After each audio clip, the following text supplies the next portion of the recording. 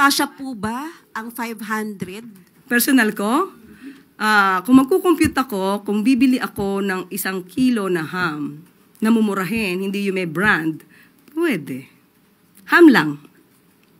Wala po si spaghetti. Depende kasi. Depende yan eh. Kung anong bibilin mo. Ano ba ang balak mo? Kasi di ba may nabibili naman na nakapack na yung pang chop suey. Mura lang yun. Tapos bumili ka ng bihon, toyo.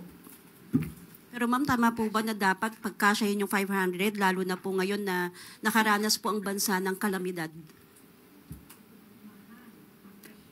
Ulit-ulit, kung dapat pagkasyahin. Pagkasyahin yung 500 na pang Noche Buena, lalo na nakaranas sa mga... At ito ba yung kwentuhan na lang tayo? Depende, kasi kung yun lang naman ang kaya ko. Okay, at kaya ko namang tumingin sa mga may discount.